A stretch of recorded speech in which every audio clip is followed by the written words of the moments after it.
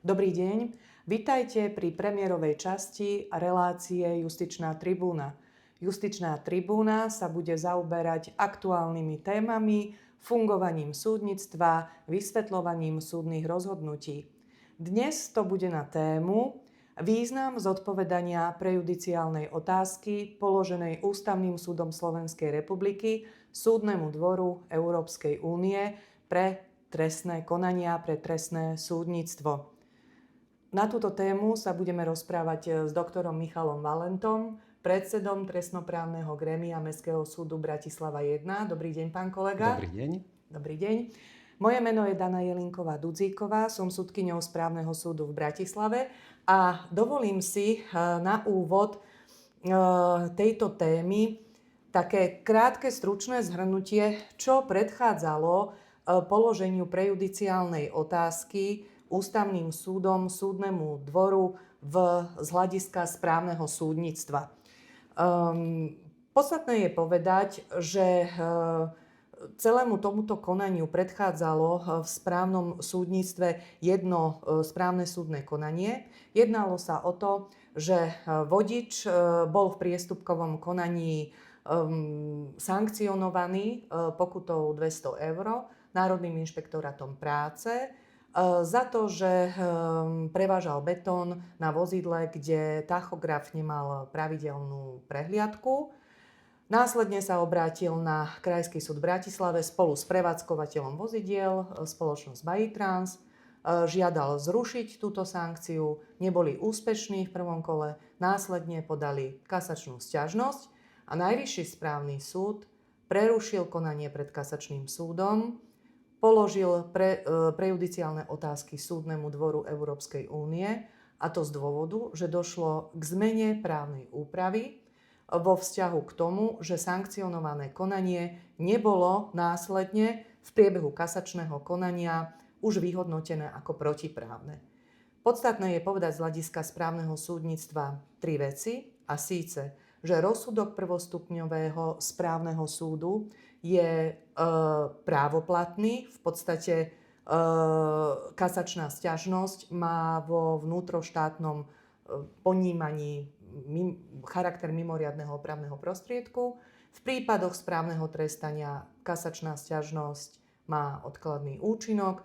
A tretia dosť podstatná vec je tá, že v správnom trestaní aplikujeme zásady trestného konania v prípade teda aj zásady platné pre ukladanie trestov. Súdny dvor odpovedal, že v podstate v stručnosti zhrnuté to, čo my považujeme ako právoplatný rozsudok v správnom súdnictve, nemá atribúty právoplatného odsudzujúceho rozsudku na účel výkladu článku 49 odsek 1 poslednej vety Charty základných práv Európskej únie, čo preložené do ľudskej reči znamená, že aj keď v konaní o kasačnej sťažnosti po právoplatnosti, teda prvostupňového rozsudku, dôjde k zmene právnej úpravy, je potrebné ju aplikovať na správne trestanie. Ako sa na toto pozerá sudca trestného súdnictva a čo predchádzalo následne položeniu prejudiciálnej otázky, ktorú položil Ústavný súd koncom roka 2025 v tejto súvislosti Súdnemu dvoru. Nech sa páči, pán kolega. Ďakujem. Ide o uznesenie Ústavného súdu Slovenskej republiky číslo konania 2 US 650/2025, ktoré bolo vydané, tesne pred Vianocami roku 2025, 17. decembra. Treba hneď úvodom povedať, že naozaj nejde len o jedno z ďalších procesných rozhodnutí Ústavného súdu v Rade, ale ide o, podľa môjho názoru, zásadný a dôležitý vstup Ústavného súdu do diskusie o charaktere dovolacieho konania.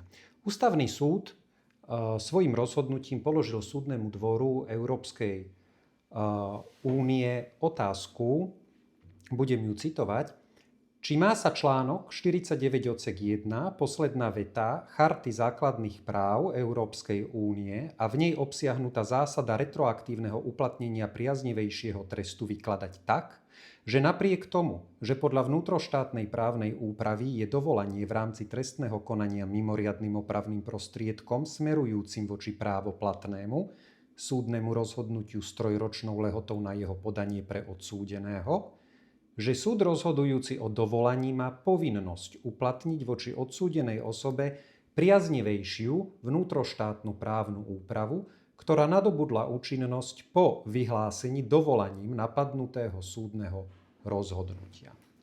Čo však predchádzalo položenej otázke súdnemu dvoru v trestnoprávnom prostredí Slovenskej republiky? Po zverejnení rozsudku Súdneho dvora Európskej únie práve vo veci ByTrans 1. augusta 2025 začal byť na slovenských súdoch enormný nápad podaných návrhov na povolenie obnovy konania, prípadne dovolaní. Najmä v súvislosti s novelou trestného zákona vykonanou zákonom 40 2024 zbierky zákona, ktorou sa okrem iného vstúpilo do niektorých skutkových podstát trestných činov tak, že niektoré konania s pôvodne trestnoprávnym následkom boli deliberované, prípadne došlo u niektorých skutkových podstát k zníženiu trestných sadzieb. Podávali sa tieto návrhy na povolenie obnovy konania a na podanie dovolania práve z dôvodu, ktoré tu už boli uvedené, tie, ktoré formuloval súdny dvor v článku 49 odsek 1, teda ako sa tento článok má vykladať. Pokiaľ sa týka obnov konania, azda pre úplnosť treba uviesť, že rozsudky súdneho dvora trestný poriadok neradí medzi dôvody obnovy konania a samotný súdny dvor v minulosti uviedol, že z práva Európskej únie nevyplýva povinnosť rozšíriť dôvody obnovy konania aj na porušenie charty. Ale iná situácia je vo vzťahu k inštitútu dovolania.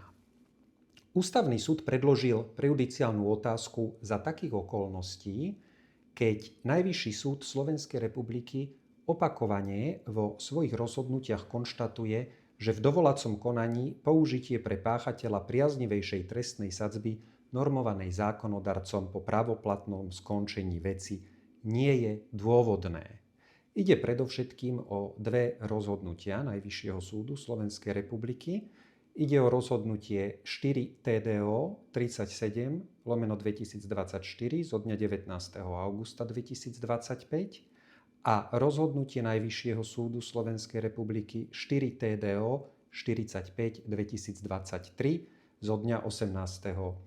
septembra 2025. Najvyšší súd v naposledy zmieňovanom rozhodnutí v podstate argumentoval tým, že s ohľadom na skutočnosť, že dovolanie smeruje proti druhostupňovému rozhodnutiu, jeho použitiu predchádza odvolacie konanie, jeho možné podať v dlhej lehote 3 rokov, dôvody jeho podania sú úzko vymedzené za konkrétnych špecifických podmienok a nie je určené všetkým obvineným. A na podklade právoplatného rozhodnutia, proti ktorému smeruje, sa už 3 roky právoplatne vykonávajú tresty. Ak majú samozrejme teda takéto dlhé trvanie, je možné dospieť k spoľahlivému záveru, že dovolanie je svojou povahou mimoriadny opravný prostriedok, ktorý smeruje proti právoplatnému rozhodnutiu súdu 2. stupňa a preto aplikácia článku 49 odsek 1 charty v jeho prípade neprichádza do úvahy. Najvyšší súd v podstate uzatvoril, že vzhľadom na to, že súdny dvor vo vyššie rozvedených súvislostiach neuvažoval a ani nemohol, pretože otázka lex mitior v podmienkach dovolania v trestnom konaní nebola predmetom jeho rozhodovania, nie je rozhodnutie, teda naše rozhodnutie ByTrans, z dôvodu zásadnej odlišnosti podmienok použitia dovolania v trestnom konaní od kasačnej sťažnosti v správnom konaní v trestnom konaní použiteľné. Tejto otázke sa venoval aj Ústavný súd, ktorý prezentoval 24. apríla 2024 v rozhodnutí 4 US 202 2024, že ak trestné konanie dospeje do sťažovateľom neželaného stavu a potvrdia sa ním prezentované obavy o prísnejšom posúdení jeho viny i o trestnosti skutku kladeného mu za vinu, nič mu nebráni v tom, aby proti právoplatnému rozsudku uplatnil výhrady sformulované v odôvodnení ústavnej sťažnosti v dovolaní, ktoré je dostupným právnym prostriedkom ochrany základných práv a slobôd v trestnom konaní. Bude potom úlohou dovolacieho súdu poskytnúť účinnú ochranu sťažovateľovmu základnému právu. Obdobne sa vyjadril Ústavný súd aj v ďalšom rozhodnutí z 30. septembra roku 2025 4 US 503 2025, kde sa Ústavný súd venoval aj otázke obnovy konania. Je teda zrejmé, že na to, či je potrebné aplikovať lex Meteor aj v dovolacom konaní, sa názory odbornej verejnosti značne rôznia. Pritom ide skutočne o otázku zásadnú, ktorá má v mnohých prípadoch podstatný vplyv na posúdenie trestnosti či výšku uloženého trestu. A o taký prípad išlo aj v posudzovanej veci Ústavným súdom, v rámci ktorej položil práve túto spomínanú prejudiciálnu otázku súdnemu dvoru. Od odpovede súdneho dvora na položenú prejudiciálnu otázku teda závisí rozhodnutie Ústavného súdu o porušení základných práv sťažovateľa. Je tomu tak preto, že ak by bola odpoveď súdneho dvora kladná, otvorila by sa tým otázka ústavnej udržateľnosti dovolacieho rozhodnutia v pôvodnom namietanom konaní Najvyššieho súdu, a ktoré malo teda podľa sťažovateľa spôsobiť zásah do jeho základných práv.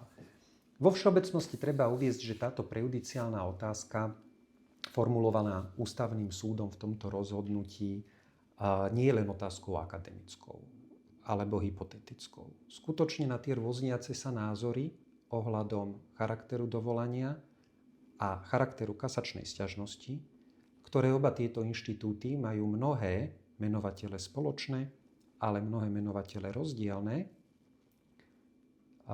bude nevyhnutné, aby skutočne súdny dvor odpovedal na túto otázku. Možno asi uzatvoriť, že ak skutočne súdny dvor Európskej únie odpovie na otázku Ústavného súdu kladne, čaká nás masívna zmena v nazeraní na dovolacie konanie a Najvyšší súd by sa v takom prípade musel stať inštanciou, ktorá reflektuje aktuálnu trestnú politiku štátu aj spätne. Ďakujem vám za rozhovor a za váš čas. Ďakujem.